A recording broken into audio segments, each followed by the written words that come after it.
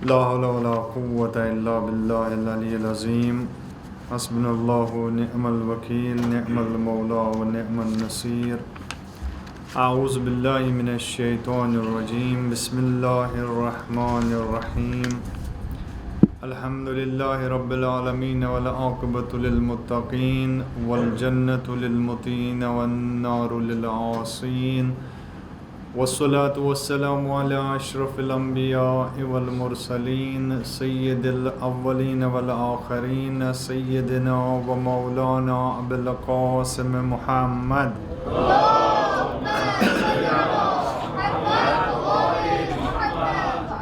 وعلى آله الطيبين الطاهرين المعصومين المظلومين المنتجبين، لا سيما بقية الله في الأرضين، روحي وأرواح العالمين له الفداء، ولعنة الدائمة على أعدائهم أجمعين من قيام يومنا هذا إلى قيام يوم الدين. أما بعد، فقد قال الحكيم في كتابه الكريم: أعوذ بالله من الشيطان الرجيم. من عمل صالحا من ذكر أو أنثى وهو مؤمن فلنحيينه حياة طيبة ولنجزينهم أجرهم بأحسن ما كانوا يعملون. صدق الله العلي العظيم. اللهم صل على محمد وآل محمد. پیروان ولایت و امامت، معزز مومنین گرامی، خواہران و برادران، آپ سب کی خدمت میں ولادت باسعادت سرور بہشت و سرور شباب اہل الجنہ امام حسن مجتبی علیہ السلام کی مناسبت سے آپ سب کی خدمت میں ہدیہ مبارکباد پیش کرتا ہوں۔ آج چونکہ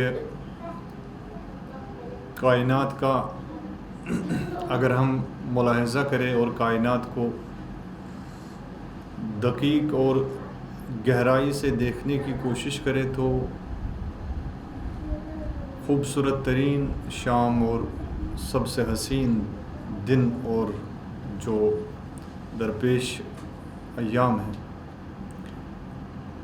کیونکہ اس یوم کی اور اس دن کی خوبصورتی میں جو سب سے اہم کردار ہے وہ ہے اس ولادت کا، ولادت باسعادت جو اس دن میں ہوئی ہے۔ لہذا جو ہمارا سلسلہ گفتگو رہا اور جس موضوع کو ہم نے یہاں پہ مورد بحث قرار دیا، اور اس میں چونکہ اہم ترین محور اس کا یہی تھا کہ انسان کا طرز عمل، طرز زندگی اور طرز کردار کیا ہونا چاہیے، اور کس طرح سے انسان قرآنی طرز زندگی اپنا سکتا ہے اور قرآنی طرز زندگی پہ عمل کرنا کتنا ضروری ہے۔ اور ہمارا جو طرز عمل ہے اور اس طرز عمل میں جو ہمارا طرز فکر اثر انداز ہے وہ قرآنی طرز عمل سے، قرآنی طرز تفکر سے بہت ہی دور ہے۔ لہذا ضرورت اس بات کی ہے کہ ہم اپنے طرز تفکر اور طرز عمل کو اس حقیقی قرآن کے طرز عمل کے ساتھ، طرز فکر کے ساتھ جوڑنے کی کوشش کریں۔ بس کوشش یہی ہے اس دن میں بھی اور ان ایام میں بھی، جو ایام اللہ تعالیٰ نے انسانوں کے لیے مخصوص کیے ہیں، متقین کے لیے، اور متقین سے وعدہ کیا ہے کہ اگر وہ سامنے آئیں گے، اگر وہ پہل کریں گے اس سلسلے میں تو انہیں وہ تقویٰ کا حق دیا جائے گا۔ لہذا جہاں قرآن کی بات جب ہم کرتے ہیں تو ہماری مراد فقط قرآن صامت نہیں، بلکہ فقط کتاب نہیں، بلکہ قرآن سے مراد ہماری قرآن کے وہ مفسر، قرآن کے وہ معلم، قرآن کے وہ نطق کرنے والے عظیم انسان بھی ہے کہ جن کی اس گہرائی اور عمق بصیرت سے ہم کتاب قرآن سے درس زندگی لے سکتے ہیں۔ لہذا آج کا یہ عظیم دن جس میں ہمارے امام دوم کی ولادت باسعادت ہوئی ہے، لہذا آج دونوں کا ایک طرح سے ملاپ ہے۔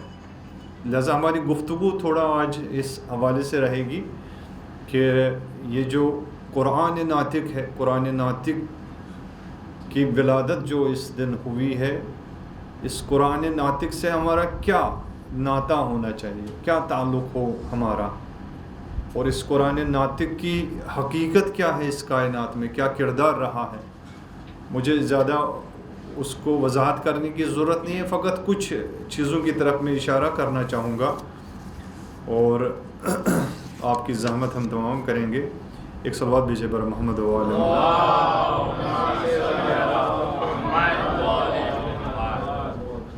ایک خوبصورت حدیث کا ترجمہ میں پہلے عرض کرنا چاہوں گا۔ منقبۃ من مناقب امیر المؤمنین والائمۃ الہدیٰ علیہم السلام، 100 منقبہ من مناقب امیر المؤمنین کتاب سے ہے، اور اس میں یہ حدیث سرور کونین حضرت محمد مصطفیٰ صلی اللہ علیہ وسلم فرماتے ہیں کہ لو کان العلم رجلا لکان علیہ ولو کان الفضل شخصا لکان الحسن ولو کان الحیاء صورتا لکان الحسین ولو کان الحسن حیئتا لکانت فاطمہ بل ہی اعظم ان فاطمہ ابنۃ خیر اہل الارض عنصرا و شرفا و کرما۔ اس میں نبی پاک صلی اللہ علیہ وآلہ وسلم فرماتے ہیں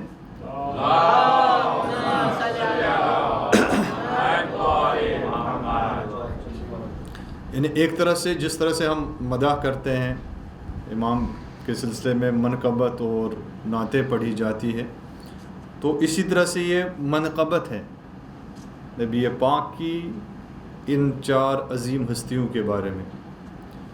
فرماتے ہیں کہ اگر حلم و بردباری اگر وہ کسی آدم کی شکل میں ہوتی تو اس آدم کی تصویر جو ہے وہ علی علیہ الصلوۃ والسلام، یعنی اگر ہم بردباری کو ایک مجسم فرض کرے، حلم اور اس تحمل اور برداشت کو اگر ہم تصور کریں کہ ایک شخص ہو، تو علی علیہ الصلوۃ والسلام سے بڑھ کر کوئی شخصیت نہیں ہو سکتی۔ اور فرمایا کہ اگر ولو کان فضل شخصا، اگر فضل اور کرم کو ایک شخص کا عنوان دیا جائے تو وہ شخص امام حسن مجتبیٰ علیہ الصلوۃ والسلام۔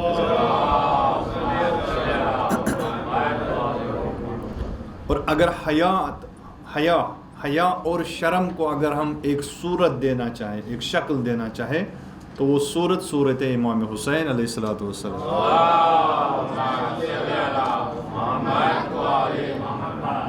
اور اگر ہم حسن کو اور خوبصورتی کو، جسے ہر کوئی پسند کرتا ہے، اگر ہم حسن و زیبائی، جمال و خوبصورتی کو کوئی حیت دینا چاہتے، کوئی فریم دینا چاہتے، کوئی تشخص دینا چاہتے ہیں، وہ ذات مقدس سے حضرت فاطمہ الزہرا سلام اللہ۔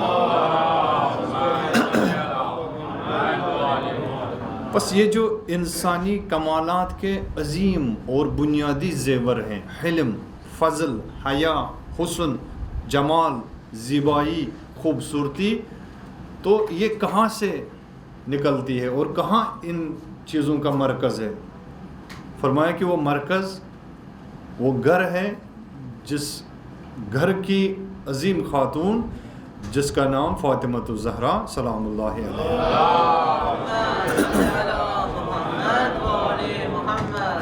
لہذا اگر ہم دیکھیں تو یہ فضل و کرم، چونکہ آج کی ولادت کے مناسبت سے اگر ہم دیکھیں تو یہ ان کی زندگی کا ایک طرز تھا، اگرچہ فاضل ہر کوئی تھے ان میں سے، ہر کسی کے پاس کرامت تھی، ہر کوئی سخی بھی تھا، جود و سخاوت بھی کرتے تھے، حیا کی اعلیٰ منزلوں پہ ہر کوئی فائز تھے ان میں سے، لیکن ایک خاص لقب جس کا عنوان کسی کے نام پہ آ گیا تو وہ مثلا امام حسن مجتبیٰ علیہ الصلوۃ والسلام کے سلسلے میں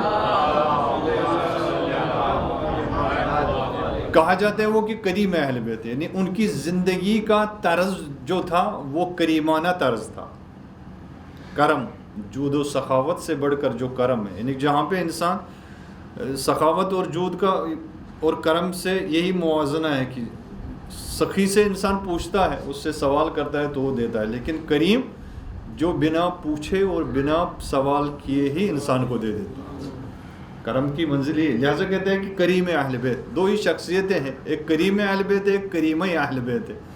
کریم اہل بیت امام حسن مجتبیٰ علیہ الصلوۃ والسلام، اور کریم اہل بیت حضرت فاطمہ معصومہ سلام اللہ علیہ، اور پوری تاریخ گواہ ہے، آج بھی ام المقدس میں بڑے بڑے علماء، بڑے بڑے عارف جن کا دعویٰ ہے اور مشاہدہ کیا ہے کہ بنا پوچھے ہی کبھی ہم جاتے تھے تو جو جس چیز کی ہمیں طلب ہوتی تھی، جس چیز کی ہم نیت کرتے تھے اپنی اس درواقہ اپنے دل میں جس کی نیت ہوتی تھی کہ ہمیں وہ مل جائے، وہ ہمیں در کریمہ اہل بیت سے ملتا تھا۔ یہ آج کی حقیقت بھی ہے۔ ابھی ایک پروگرام چل رہا تھا شبکہ چینل 3 سے، اور اس میں ایک شخص بھی تھا، باہر کا تھا، تو اس نے بھی ایک اپنا واقعہ سنایا کہ میری حاجت پوری نہیں ہوتی تھی اور میرے بچوں کا کم میں آنا پاسبل ہی نہیں تھا، گورنمنٹ نے بین کیا تھا، لیکن ایک دن حرم گیا، سوچا کہ ہر کوئی پوچھتا ہے، ہر کسی کو مل جاتا ہے تو شاید مجھے بھی ملے، میں بھی گیا، اور جیسے ہی نکلا اگلے دن وہاں سے مجھے فون آیا کہ آپ کی بیگم کا اور آپ کے بچوں کا ویزا وغیرہ سب تیار ہو۔ تو یہ کریم ہے، بنا پوچھے ہی دے دیتے ہیں۔ لہٰذا ایک لقب جو تھا امام حسن مجتبیٰ علیہ الصلوۃ والسلام کا،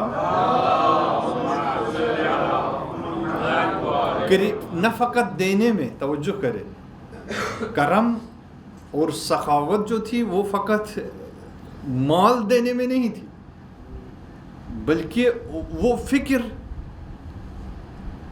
اور وہ اندیشہ کہ جس سے انسان کا کردار بنتا ہے، وہ اپنے اس فکر کے ذریعے سے اور کردار کے ذریعے سے تمام عالم اسلام کو انہوں نے دیا۔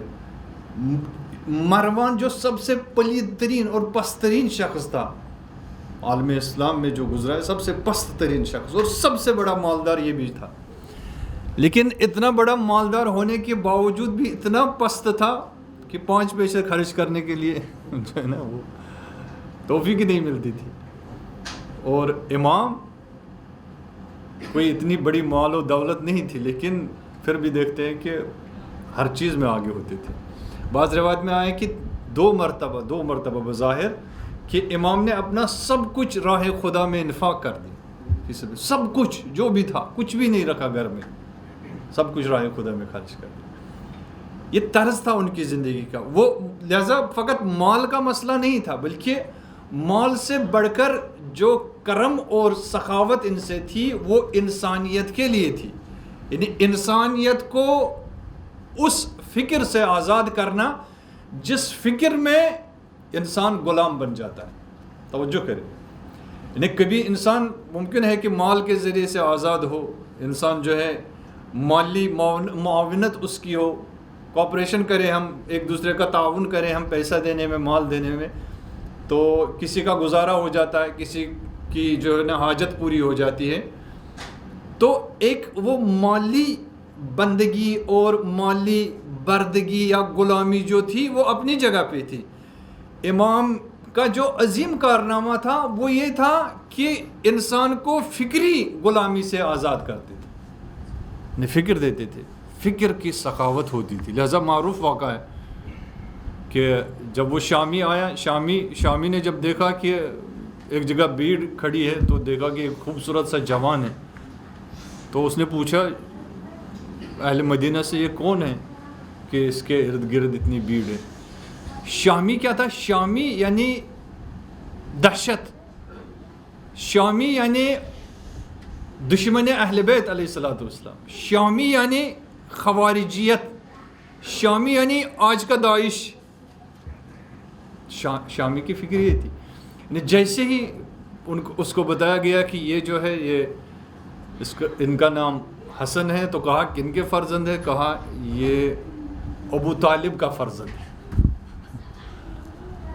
تو وہ بھڑکنے لگا، اسے آگ لگ گئی، اور اتنی آگ لگی کہ اس سے رہ نہیں گیا. وہ آیا سامنے، کہا کہ میں تو یہ سوچ رہا تھا کہ علی اس دنیا سے چلے گئے اور اس کی اولادیں ابھی بھی لوگ ان کی اولاد کے ارد گرد جمع ہوتی ہیں.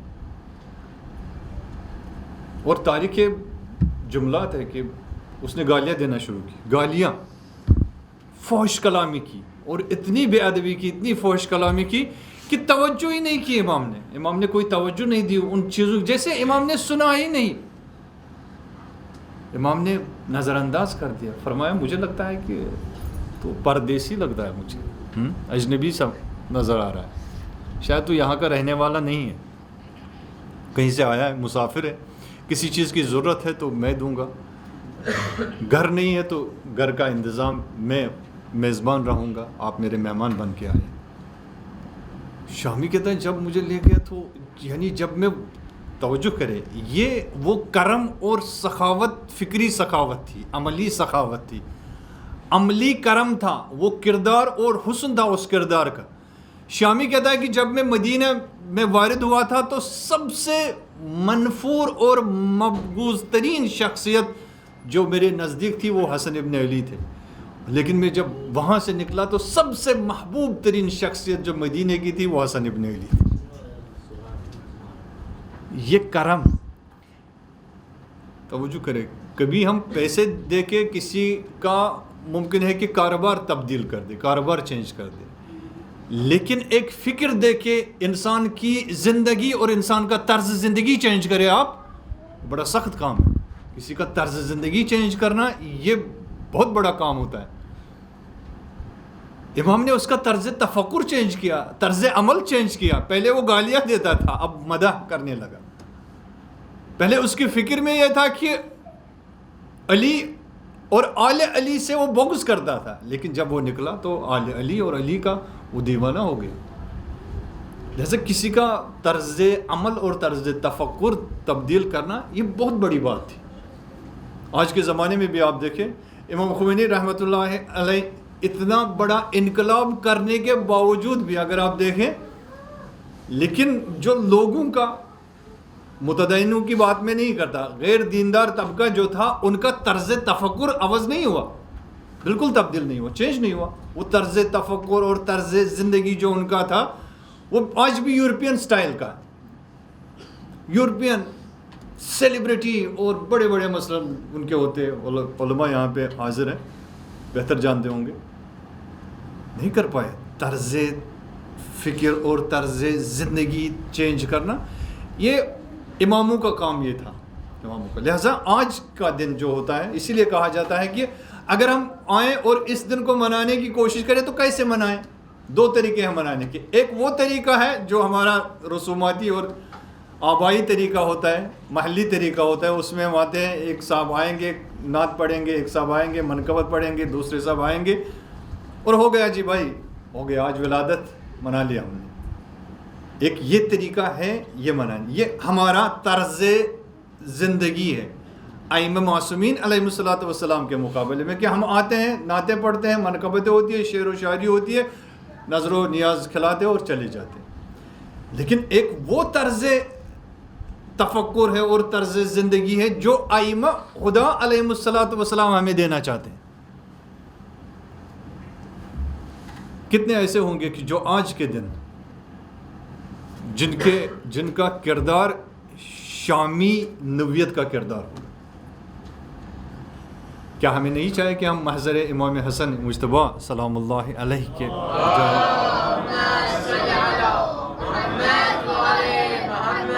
اور ہم بھی آگاہ سے طلب کریں؟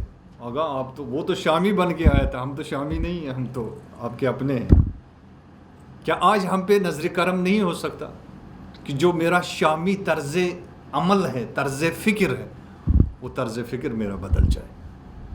یہ سمجھ کے اگر ہم محفلوں میں آئیں، یہ سمجھ کے اگر ہم مجالس میں جائیں کہ مجھے آبائی مجلسیں نہیں منانی، مجھے رسوماتی محفلوں میں شامل نہیں ہونا ہے، بلکہ اس رسم کو میں وہ اس طرز زندگی کے ساتھ جوڑنے کی کوشش کروں جو طرز زندگی امام حسن مجتبیٰ علیہ الصلوۃ والسلام دے رہے ہیں۔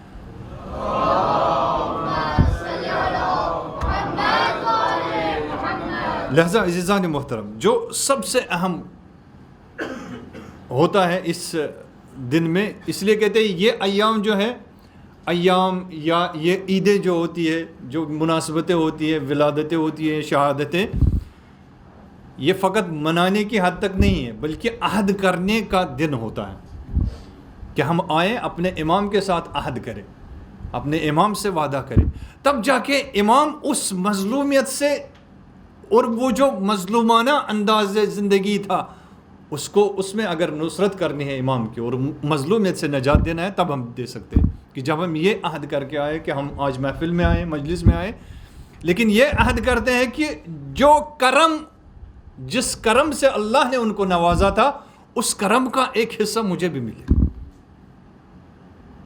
یہ انسان کا حد، یہ عزم و انسان کا، یہ ہمت ہونی چاہیے انسان کی۔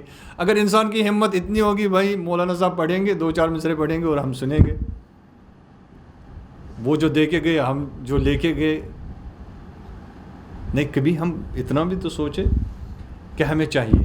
ہم آج کہاں پہ آئے ہیں؟ آج ہم آئے ہیں در حضرت زہرا سلام اللہ علیہ۔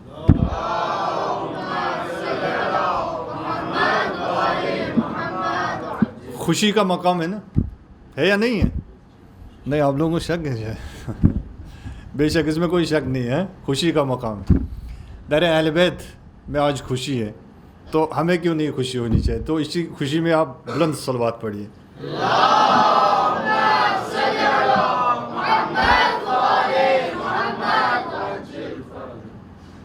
آج ہم آئے ہیں تو ہم ادھر ادھر نہ دیکھیں نا، جیسے میں نے پرسوں کہا تھا، ادھر ادھر کی بات ہم نہ کریں،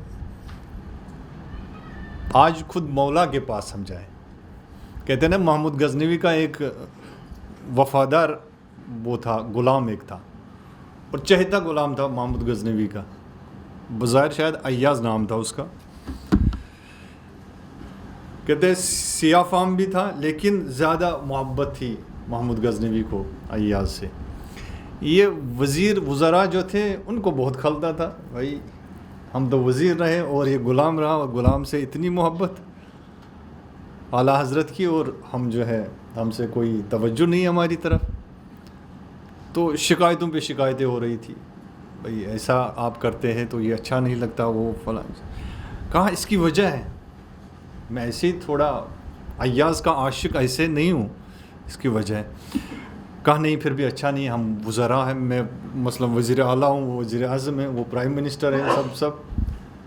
تو ایک دن امتحان کیا وہ محمود غزنوی نے سب کا، کہا کہ چلو ٹھیک ہے، فلاں دن آنا، فلاں دن پارٹی ہوگی اور آپ سب کو دعوت۔ جب دعوت سب کو کی، سب سے تو دیکھا کہ بادشاہ نے ایک دسترخوان بچھایا، دسترخوان پہ لال و جواہرات لگے ہوئے ہیں، بڑے بڑے جو بھی خزانہ تھا، خزانہ سب نکال کے دسترخوان پہ لگایا تھا، اور سب کو کھڑا کر دیا محفل میں۔ کہا جس کو جو بھی دربار میں ہے، غلام سے لے کے آغا تک جتنے بھی ہیں، اور جس کو جو چاہے وہ اٹھا لے اس دربار میں، جس کو جو پسند ہے، اور جتنی تعداد میں بھی اٹھائے، کوئی لمٹ نہیں ہے۔ سب ٹوٹ پڑے، وزراء جو بڑے بڑے تھے سب ٹوٹ پڑے، اس پہ جو جواہرات لگے ہوئے تھے دسترخوان پہ، کوئی ٹوکری میں لے کے جا رہا ہے، کوئی کسی میں لے کے جا رہا ہے۔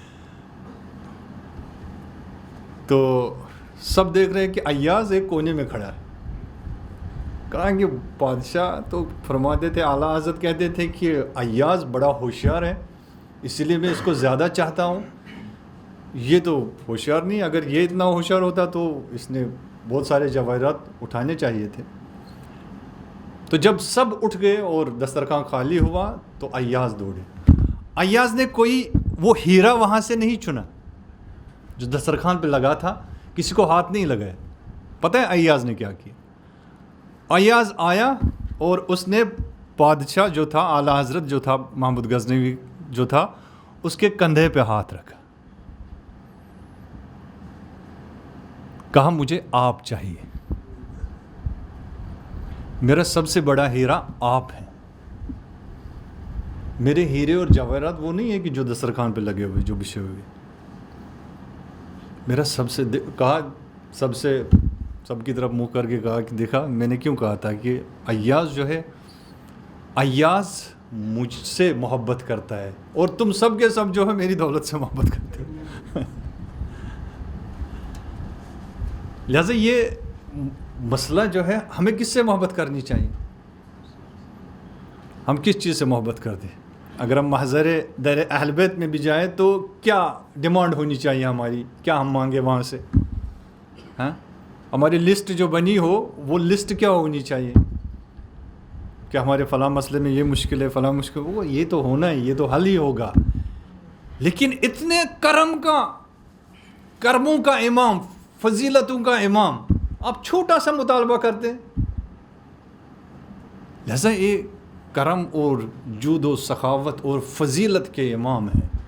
हमें चाहे कि हम खुद इमाम से मुतमस्सिक हो, इस शब में खुद इमाम से, इमाम के वजूद का मुतालबा करें। या इमाम, हमारी ज़िंदगी खाली है आपके नूर से, हमारी ज़िंदगी में आपका नूर नहीं है, वो नूर हमें चाहिए, वो नूर विलायत हमें चाहिए, वो नूर इमामत हमें चाहिए कि जिसके साये में हम पूरी दुनिया को, पूरे इस जुल्मत कदे को जो है ना नूरानी कर दे।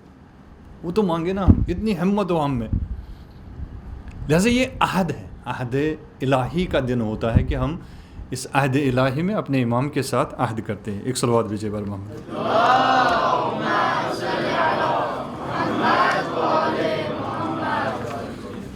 एक और मसला, खैर एक और मसला जो इस सिलसिले में बयान करना चाहूँगा कि नबी पाक सल्लल्लाहु अलैहि वसल्लम बचपन से ही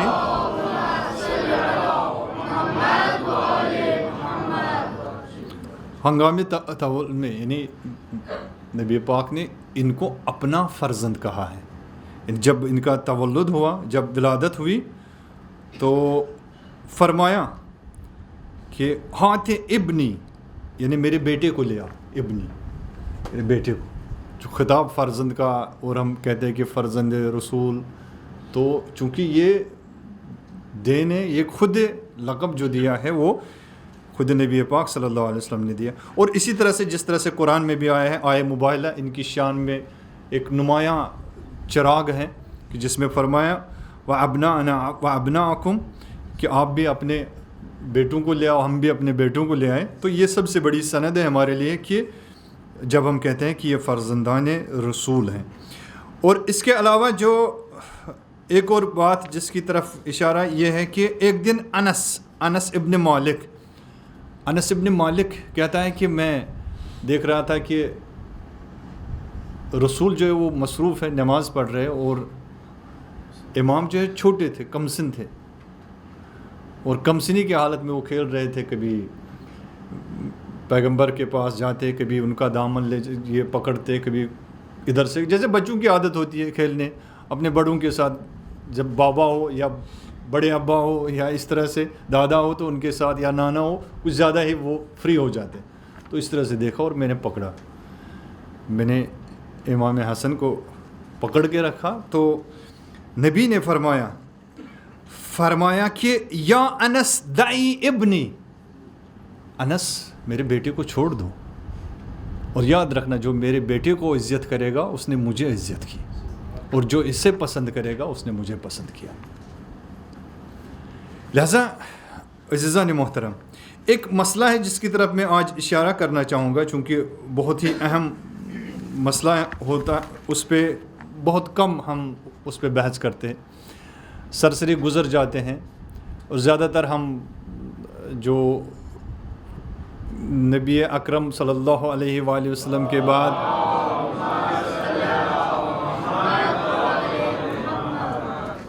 वक्त भी मेरे पास कम है, लेकिन मैं कोशिश करूँगा कि ये इस मतलब का हक़ अदा करने की कि एक सिलसिला जो इंसानी ज़िंदगी को बनाने का था वो अम्बिया का सिलसिला था। अम्बिया के बाद जो سب سے اہم سلسلہ رہا وہ ہے انبیاء کے ختم نبوت کے بعد وہ ہے سلسلہ امامت۔ سلسلہ امامت کیا ہے؟ سلسلہ امامت در واقع سماج کو بہبود بخشنے کا اور سماج کو اعلیٰ ترقی دلانے کا اہم ترین رکن ہے، اہم ترین رکن۔ سماج کے اگر بہت سارے رکن ہیں، ان ارکان میں سے ایک رکن اور ایک ستون جو ہے، ایک پلر، وہ ہے ولایت۔ جیسے امام پنجم فرماتے ہیں کہ یہ جو اسلام ہے، اسلام کے کئی پلرز ہیں، جیسے نماز ہے، روزہ ہے، حج ہے، اور اسی طرح سے اس میں ایک پلر جو گنا ہے وہ ہے ولایت، وہ ہے امامت۔ اور فرمایا کہ یہ پلر جو ہے امامت کا، یہ امامت کا پلر اتنا مضبوط پلر ہے کہ سارے جتنے بھی پلر ہیں، نماز آپ کی ہوگی، روزہ ہوگا آپ کا، حج ہوگا آپ کا، زکوٰۃ، جہاد، جتنے بھی ہیں، یہ سارے اس پلر پہ موقوف ہے جو ولایت کا پلر۔ لہذا کیا ہونا چاہیے تھا؟ قرآن کہتا ہے کہ جب نبی اکرم صلی اللہ علیہ وآلہ وسلم اس کائنات سے چلے گئے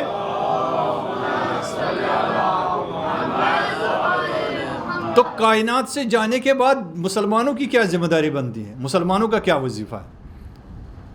فرمایا دو طرح کے مسلمان ہوں گے، ایک تو وہ ہوں گے جو پلٹ جائیں گے، پلٹیں گے واپس، اور پلٹ کے وہی رسم و رواج اور وہی دور اب نئے قالب میں، وہ نیا قالب کیا ہوگا؟ اسلام کا قالب ہوگا، لیکن اس قالب میں اور اس فریم میں جو کنٹینٹ ہوگا وہ دور جاہلیت کا کنٹینٹ ہوگا۔ کیوں؟ فرمایا کہ چونکہ وہ کنٹینٹ وہ ولایت سے خالی ہوگا، لہذا وہ دوبارہ ایک دور جاہلیت ہوگا۔ اس لیے کہتے ہیں کہ دو دور جاہلیت ہے، ایک جاہلیت اولا جو بعثت سے پہلے تھی، ایک جاہلیت اخرى جو بعثت کے بعد ہوئی۔ لہذا اگر انسان اس پلر سے ہٹ جائے، توجہ کرے، اگر اس پلر کو نہ سنبھال پائے تو کیا ہوگا؟ ولایت سے رخ موڑ کے انسان کسی اور کی طرف جائے گا۔ پھر آپ اس کو خلافت کا نام دیں، آپ اس کو ڈیموکریسی کا نام دیں، آپ جمہوریت اسے کہیں، آپ سلطنت اسے کہیں، آپ جو بھی کہیں، نبی پاک صلی اللہ علیہ وسلم کی نظر میں یہ جاہلیت ہے، یہ جاہلیت ہے، یہ لا تعلقی ہے کس سے؟ ولایت سے، ولایت سے آپ نے لا تعلقی۔ یہ سلسلہ چلا، امیر المومنین علی ابن ابی طالب علیہ الصلوۃ والسلام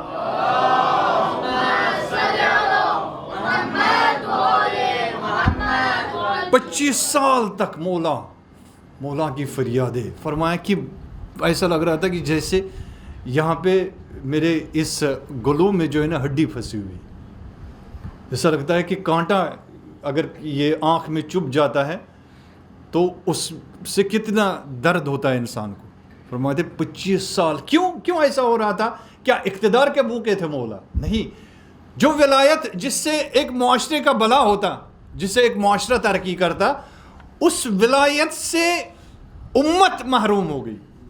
لہذا جب امت محروم ہو جاتی ہے تو سب سے بڑا ہوتا ہے نا، امت اور امام کے درمیان کا رابطہ کیا ہے؟ ایک باپ اور بیٹے کا رابطہ ہے۔ انا و علی ابوا حاضل امہ، مولا باپ ہے اور یہ امت جو ہے یہ فرزند کی مانند۔ جب اگر انسان کا بچہ، انسان کا بیٹا گمراہی اور گمراہی کے دلدل میں پھنس جائے تو سب سے زیادہ تکلیف کس کو ہوتی ہے؟ سب سے زیادہ تکلیف ماں باپ کو ہوتی ہے۔ جیسے بعض جگہوں پہ آیا ہے کہ امام جو ہے، امام ہشتم علیہ الصلوۃ والسلام فرماتے ہیں کہ امام کل فرماتے ہیں کہ یہ جو امام ہوتا ہے اس کی مثال ماں کی مثال ہے، جیسے ماں ہوتی ہے ایسے ہی امام ہوتا ہے۔ اتنا درد تمہیں نہیں ہوگا جتنا درد امام کو ہوتا ہے۔ ایسا فرمایا کہ مجھے زیادہ تکلیف ہے، کیوں؟ چونکہ امت جو ہے وہ محروم ہو رہی ہے۔ جیسے یہ سلسلہ چلا اور یہ سلسلہ پہنچا امام حسن مجتبیٰ علیہ الصلوۃ والسلام تک۔ جب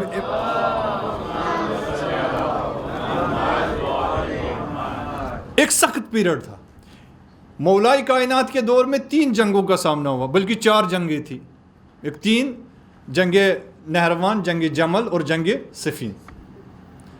جنگ جمل جو داخلی جو دشمن تھے اور جو نفاق کا جو نقاب انہوں نے پہنا تھا، اور جنگ نہروان میں وہ خوارج اور وہ دہشت گرد تفکر رکھنے والے انسان سامنے آ گئے کہ جنہوں نے مولا کے قتل کا منصوبہ بنایا.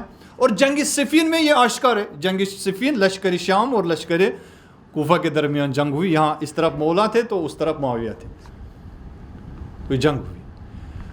ان 3 جنگوں کے بعد ہم دیکھتے ہیں کہ جو سب سے کٹھن مرحلہ مولا کا تھا وہ فوج جو ہوتی ہے، فوج اور لشکر کوفہ کو تیار کرنا ہوتا تھا. امام جو ہے خطبہ نمبر جو یہاں پہ نہج البلاغہ میں آیا ہے، خطبہ نمبر 25 میں، خطبہ نمبر 25 میں فرماتے ہیں ایک پیشن گوئی کی امام نے. پیشن گوئی ایسی تھی کہ اگر کسی معاشرے کو بنانا ہے، کسی امت کو بلندی تک پہنچنا ہے، تو اس کے پاس 4 چیزوں کا ہونا ضروری ہے. توجہ کرے ان 4 چیزوں کی طرف. خطبہ نمبر 25 نہج البلاغہ میں فرمایا کہ 4 چیزیں ہو. ایک وحدت، دوسری رہبر کی اطاعت، تیسری امانت داری یعنی وہ امت امانت دار امت ہو، اور چوتھی جو ان کے مہم ترین مراکز اور سینٹرز ہے وہ ترقی پہ ہو، وہ منظم ہو، منسجم ہو. اگر یہ 4 چیزیں ہوں گی تو یہ امت جو ہے وہ کامیاب ہو جائے گی. اگر یہ 4 چیزیں نہ ہو، امام فرماتے ہیں کہ یہ امت جو ہے برباد ہو جائے گی. امام حسن مجتبیٰ علیہ السلام کا جب دور آیا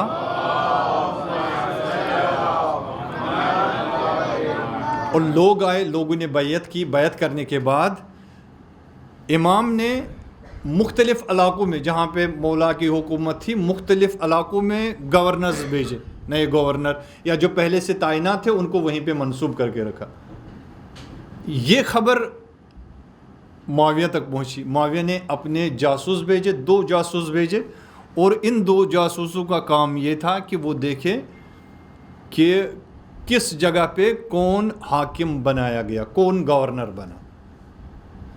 امام کو خبر ملی. امام کو جب خبر ملی تو یہ دونوں جاسوس پکڑے گئے اور دونوں جاسوسوں کو گرفتار کر کے ان کو قتل کیا گیا. چونکہ جاسوس کا آخری جو فیصلہ ہوتا ہے اسلام کے نقطہ نگاہ میں وہ یہ ہے کہ قتل کرو اس کو. جیسے ابھی آپ نے دیکھا ایران میں کہ کئی سال کے بعد پتہ چلا کہ جو ڈیفینس منسٹر کے ساتھ بھی رہتا تھا اس کے ساتھ بھی جبہوں پہ جاتا تھا، اور آخر میں وہ انگلینڈ کا جاسوس نکلا.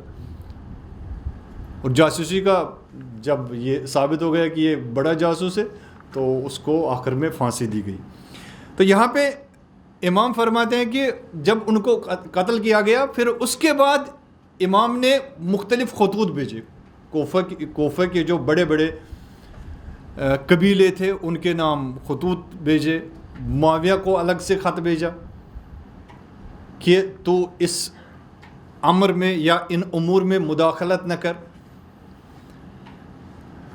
جب معاویہ نے اپنی حرکت شروع کر دی، معاویہ نے مختلف علاقوں پہ قبضہ کرنا شروع کیا. اس میں سے ایک علاقہ تھا یمن. یمن کا جو والی اور گورنر تھا جس کو مولا نے تعینات کیا تھا اس کا نام تھا عبید اللہ ابن عباس. بسر ابن ارتا جو معاویہ کی لشکر کا بڑا دلیر بندہ تھا اور بڑے ایک قبیلے سے تھا جو قبیلہ مشہور تھا دلاوری میں، اس نے حملہ کیا. جب اس نے حملہ کیا تو مولا کے زمانے میں ہی عبید اللہ ابن عباس یمن چھوڑ کے واپس آیا.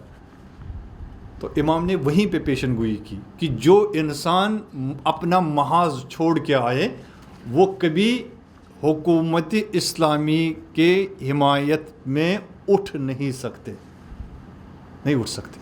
جو کوئی آپ کے حوالے محاذ کیا گیا تھا لیکن وہ محاذ چھوڑ کے واپس آیا مولا کے بغل میں اور چھپنے لگا، وہاں پہ اپنی پناہ لینے لگا.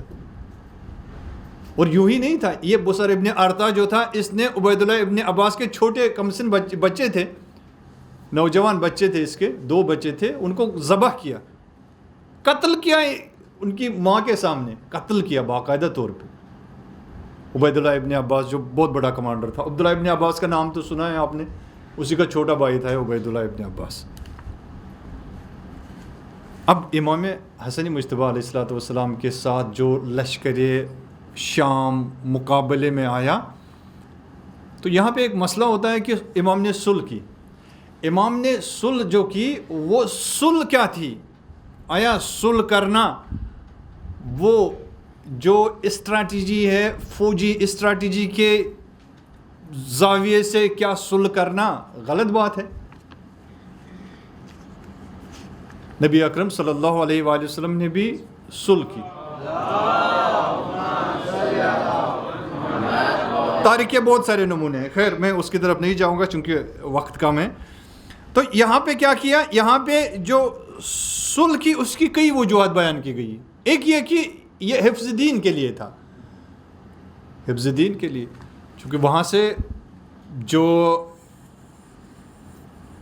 یورپین لشکر جو تیار ہو رہا تھا روم سے، رومی لشکر تیار تھا مملکت اسلامی پہ حملہ کرنے کے لیے، لہٰذا اسلام کا خاتمہ ہو جاتا اگر اسلام کے آپسی داخلی جنگ میں وہ لڑے رہیں اور اس میں پڑے رہیں تو جو باہری دشمن ہے وہ مقابلہ میں کامیاب ہوگا.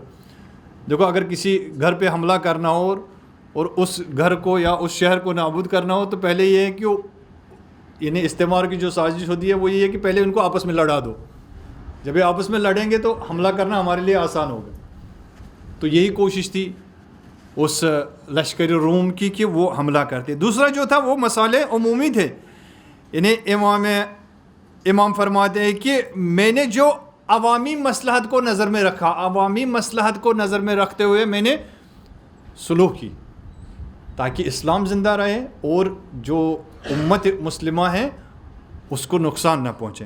لہذا عوامی مصلحت تھی. یہاں میری کوئی پارٹی نہیں تھی. ہوتا ہے نا جب ہم دیکھتے ہیں کہ سیاستدان جو ہوتے ہیں وہ پولیٹیکلی کیا کرتے ہیں کہ اپنی پارٹی کے لیے کرتے ہیں، اپنی پارٹی بچانے کے لیے کرتے ہیں، ان کو عوام سے کوئی لینا دینا نہیں ہوتا ہے.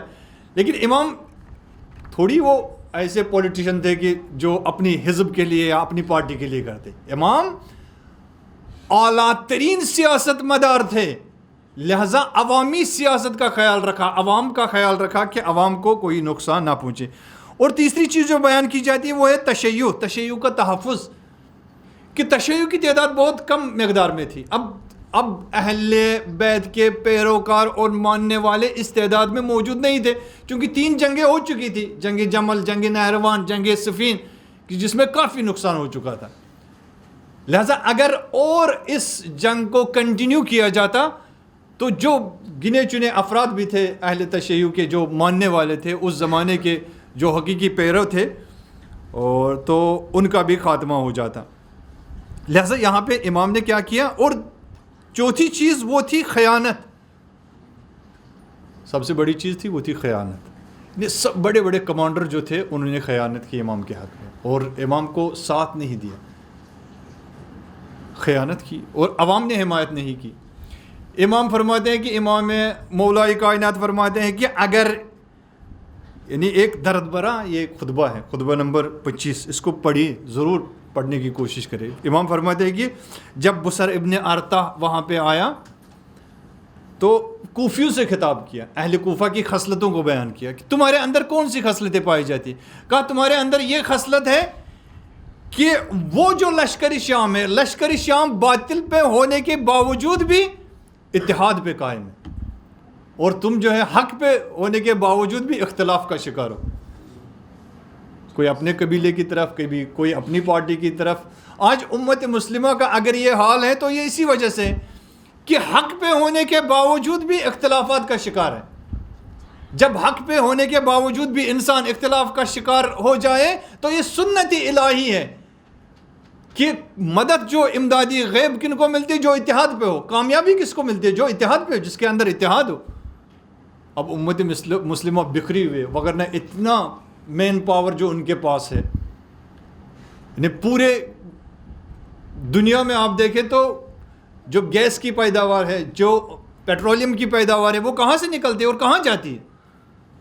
کیا وجہ ہے کہ اس کے باوجود بھی وہ ناکارہ ہے امت مسلمہ؟ 54 ممالک سے زیادہ کثیر تعداد میں ممالک مسلمانوں کے ہیں، لیکن پھر بھی ہم دیکھتے ہیں کہ وہ وجہ کیا؟ وجہ ہے اختلاف کا شکار ہو گیا. جیسے اختلاف جو ہے انسان کو کھوکھلا کر دیتا ہے. آپ کسی گھر میں رخنہ ڈال دو، اگر کسی گھر کو برباد کرنا ہے تو کیا کرتے ہیں؟ وہاں پہ تھوڑا سا اختلاف ڈال دو بھائیوں کے درمیان، ایک بھائی ایک طرف، دوسرا بھائی دوسری طرف، تیسرا بھائی تیسری طرف، اور پورا گھر جو ہے نا بکھر جاتا ہے. اختلاف انسان کی پیش رفت میں اور ترقی میں سب سے بڑی رکاوٹ ہے. اسی لیے تاکید کی تھی رسول اسلام نے, قرآن نے تاکید کی. قرآن کا طرز زندگی, قرآن کا طرز عمل جو ہے مسلمان سے, وہ کیا چاہتا ہے کہ اس کے اندر اتحاد ہو, ایک متحدہ زندگی ہو. لیکن ہم دیکھتے ہیں کہ ہم سارے چھوٹے ٹوٹلیوں میں بکھرے ہوئے. امام نے فرمایا کہ تم کوفی حق پہ ہونے کے باوجود بھی اختلاف کا شکار ہو, اور وہ شامی جو باطل پہ ہے وہ کامیاب ہے. کیوں کامیاب ہے؟ کیونکہ اس کے اندر اتحاد ہے. پھر فرمایا کہ تمہاری خصلت یہ ہے کہ تم رہبر کی نافرمانی کرتے ہو, اپنے رہبر کی اطاعت نہیں کرتے, لیکن وہ اور تمہارا رہبر حق پہ ہے, اور تم جانتے ہو کہ علی حق پہ ہے, علی مع الحق والحق مع علی, یہ جاننے کے باوجود بھی تم میری اطاعت نہیں کرتے. اور وہ جو ہے وہ جانتے ہیں کہ وہ غلط ہے, لیکن اس کی غلط ہونے کے باوجود بھی اسی کی طرفداری کرتے, اس کی اطاعت سے کبھی گریز نہیں کرتے, کبھی دوری نہیں کرتے. اور تیسری چیز فرمایا کہ تم جو ہو خیانت کرتے ہو. تمہیں اگر میں کوئی چیز سپرد کرتا ہوں, تمہیں اگر میں کسی لشکر کا سپہ سالار بناتا ہوں تو تم خیانت کرتے ہو, لیکن وہ جو ہے وہ خیانت اپنے رہبر کی نہیں کرتے.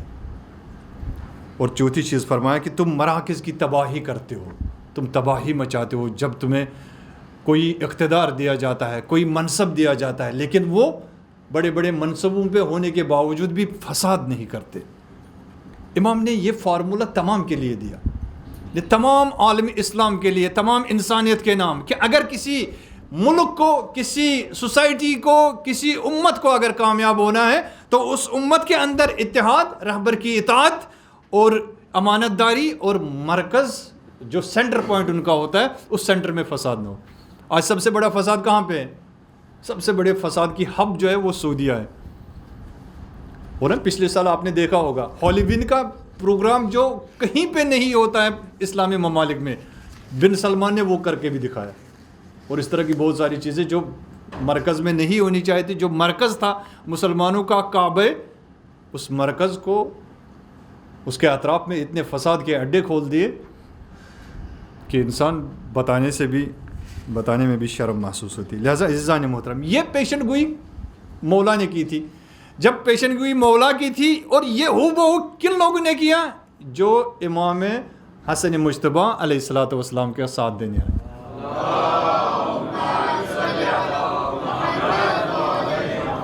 بس اسی فارمولہ کو, یہ فارمولہ جو مولا نے بیان کیا ایک سماج کی کامیابی کے لیے, اس فارمولہ کو اٹھا کے آپ لشکر شام اور لشکر امام کے مقابلے میں جو یہ لشکر آیا اور امام کو صلح کرنا پڑی, اس فارمولے کو آپ وہاں پہ امپلیمنٹ کریں, اجرا کریں آپ. تو دیکھیے یہی چیز ہے. کس کو بھیجا؟ سب سے پہلے ایک سپہ سالار کو بھیجا 5 لاکھ فوج کے ساتھ. اس کا نام تھا حکم. حکم جو تھا وہ 4000 فوج کے ساتھ بھیجا. جب اس کو وہاں پہ بھیجا تو اس نے کیا کیا؟ اس کو معاویہ نے رشوت کی لالچ دی, کہا کہ تمہیں اتنے دینار دیے جائیں گے, تم ہمارے ساتھ آ جاؤ. وہ 200 آدمیوں کو لے کے فرار ہو گیا اور چلا گیا معاویہ کے لشکر کے ساتھ. ایک اور آیا اور اس کو بھیجا, وہ کسی اور قبیلے سے, قبیلے بنی مراد سے. قبیلے بنی مراد سے جو تھا اس کو بھی معاویہ نے لالچ دی. یہ پیسہ پاور جو ہے نا, یہ پیسہ پاور وہاں پہ بھی چلا, اس کو بھی لالچ دی. وہ بھی اٹھ کے اپنا لشکر لے کے معاویہ کی لشکر میں چلا گیا. اس کے بعد سب سے بڑا فرماندہ جو تھا, فرماندہ جو اصلی سپہ سالار تھا, بہت بڑا لشکر ہزاروں کی تعداد میں امام نے بھیجا. کہتے ہیں کہ 30,000 میں 20,000 میں اس طرح کا لشکر بھیجا. اور جب کوفے سے مختلف علاقوں سے نکال کے سب کو لے آئے تو 3 کمانڈر بنائے, 3 کمانڈر اس لشکر کے. ایک عبید اللہ ابن عباس, اور کہا کہ اگر عبید اللہ ابن عباس کو کچھ ہو جائے تو اس کے بعد قیس ابن سعید کمانڈر ہوگا, اگر اس کو بھی کوئی حادثہ پیش آئے تو اس کے بدلے میں اس کا بیٹا سعید ابن قیس حاکم ہوگا. تو کیا کیا عبید اللہ ابن عباس کے ساتھ معاویہ نے؟ فقط ایک پیشنہاد دی. کون معاویہ؟ جس معاویہ کے ذریعے سے عبید اللہ ابن عباس کے 2 بچوں کا قتل ان بچوں کی ماں کے سامنے ہوا. دینار کی ایک بوہری दीनार का एक बस्ता उबैदुल्लाह इब्न अब्बास को दिया। उबैदुल्लाह इब्न अब्बास ने आओ देखा न ताओ पूरी लश्कर लेके गया, पूरा लश्कर जो उबैदुल्लाह इब्न अब्बास के साथ था, उन्होंने वहाँ पे मुआविया के हाथ पे बैअत की। ये तारीख़ का सबसे बड़ा अलमिया है कि तन्हा छोड़ा गया इमाम को। इमाम कूफा घर घर जाके कबीला कबीला जाके उनसे कहते हैं कि तैयार हो जाओ, हमें लश्कर मुआविया के साथ, लश्कर शाम के साथ मुकाबला करना है और इस्लाम की खातिर करना है। तन्हा हो गए। फिर जितने बचे कुचे जितने भी थे उन्हें क्या किया, ये तारीख़ के कलिमात हैं। जब आते थे खवारिज आए, खवारिज ने बासात पे जहाँ पे रोका इमाम को, एक खारिजी आया और ये ऐलान भी करवाया था मुआविया ने कि जो मौला को कत्ल करेगा तो उससे मैं 200 दीनार दूंगा या 2000 दीनार। तो एक दिन इमाम नमाज पढ़ते थे, सुबह की नमाज पढ़ते थे, एक ने तीर फेंका इमाम की तरफ और खवारिज आए। खवारिज ने हमला किया, साबात इलाकाई साबात में हमला किया इमाम पे और इमाम को ज़ख्मी कर दिया। फिर खुद इमाम फरमाते हैं कि 2 दर्जे के इंसान मेरे साथ थे, 2 तरह के इंसान, एक मेरा दुश्मन था और एक मेरे दोस्त थे। दुश्मनों ने अपनी दुश्मनी में कसर नहीं छोड़ी, हाँ? दुश्मनी करने में उन्होंने 100% दुश्मनी की और दुश्मन ने जितने भी हीले थे वो सारे हीले अपना लिए। लेकिन मेरे दोस्तों ने खज़लत ना, दोस्तों ने मुझे तन्हा कर दिया, अकेला छोड़ दिया। जो मुहब थे, जो मौला, यही वो मौला जिनका करम, जिनका जूद, जिनकी सखावत हर रोज़ देखते थे, लेकिन यहाँ पे तन्हा छोड़ दिया। फिर आते थे बाज़ ऐसे अफराद जो बड़े बड़े कबीलों के सरदार थे, ये वो फ़लाँ कबीले के, वो फ़लाँ इलाके का बड़ा आदमी था, वो आते थे और कहते थे अस्सलामु अलैका या मुज़िल्लल मोमिनीन, अस्तग़फिरुल्लाह। यानी सलाम हो तुझ पे जिसने मोमिनीन को गुमराह किया। ये खिताब, इस तरह का खिताब करते थे मौला को। लिहाजा मौला की इंतहाई दर्जे की वो मज़लूमियत वो इस सुल्ह में दिखाई देती। एक तरफ से मज़लूमियत थी, लेकिन एक तरह से वो स्ट्रैटेजिकली जो पॉइंट था उसमें वो यही था कि उस शीयत को और उस हकीकी इस्लाम को, जिसे हम इस्लाम नाब कहते हैं, उस खालिस इस्लाम को तहफ़्फ़ुज़ देना था, जो नहीं हो सकता था अगर इमाम आते तो वो हकीकी इस्लाम भी अपना वजूद खो देता। जैसा उस हकीकी इस्लाम का तहफ़्फ़ुज़ था। यही ज़मीना बना और यहीं से वो मैदान फराहम हुई कि इमाम हुसैन अलैहिस्सलातु वस्सलाम 72 का लश्कर लेके मैदान करबला में।